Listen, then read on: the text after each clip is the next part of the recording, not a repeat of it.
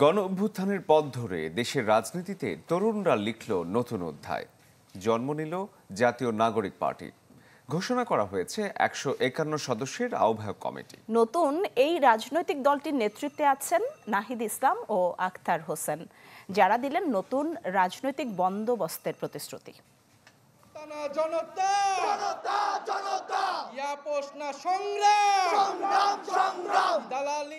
মঞ্চের স্লোগান ছড়িয়েছে প্রাণে, কণ্ঠে বাংলাদেশ প্রশ্নে ঐক্য।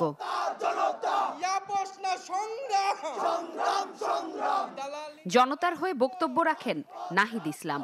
নতুন বাংলাদেশ বিনির্মাণে ডাক আসে সাম্য, মানবিক মর্যাদা ও সুশাসন প্রতিষ্ঠার। নেয়া হয় গণশপথ। আমরা একটি ন্যায্যতা ও সমতা ভিত্তিক সমাজ প্রতিষ্ঠায় আমাদের সংকল্প আবারও পুনর্ব্যক্ত করতে চাই। আমরা দৃঢ়ভাবে বিশ্বাস করি, জুলাই 2024 গণ অভ্যুত্থান কেবল একটি ফ্যাসিবাদী শাসনের বিরুদ্ধেই বিজয় নয়, এটি আমাদের ভবিষ্যৎ নির্মাণেরও শপথ।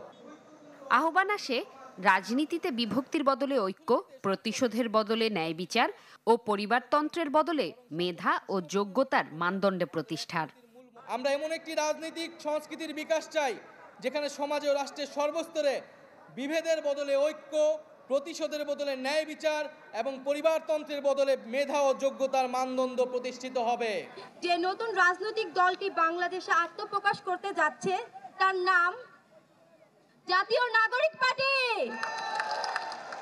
এর আগে জুলাই অভ্যুত্থানে শহীদ ইসমাইলের বোন ঘোষণা করেন নতুন রাজনৈতিক দল জাতীয় নাগরিক পার্টির নাম।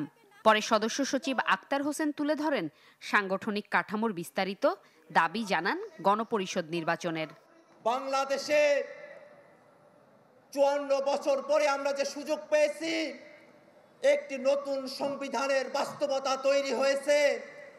এই তরুণরা স্বপ্ন দেখে আগামীর বাংলাদেশ এক নতুন সংবিধানের মাধ্যমে পরিচালিত হবে।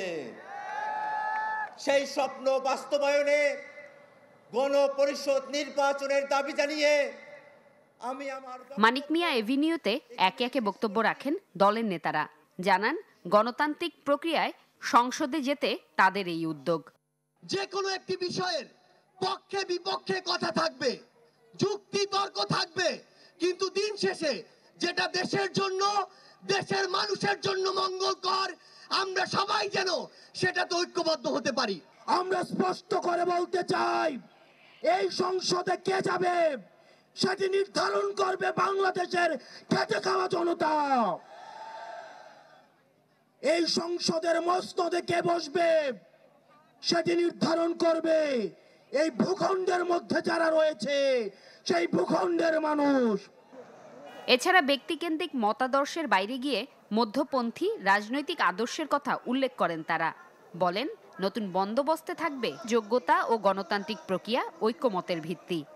গত 53 বছরে যে রাজনৈতিক ইনস্টিটিউশনগুলো রয়েছিল, স্টেটের ইনস্টিটিউশনগুলো রয়েছিল, কোন সিস্টেম কাজ করছে না বর্তমানে।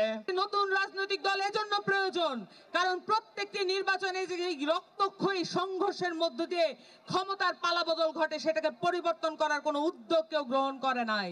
আমরা এমন রাজনীতি করতে চাই যেখানে শুধুমাত্র কোনো ব্যক্তি বা পরিবারের স্বার্থ সংরক্ষিত হবে না, রাজনীতি হবে মানুষের পাশে দাঁড়ানো, জনগণের কথা বলা।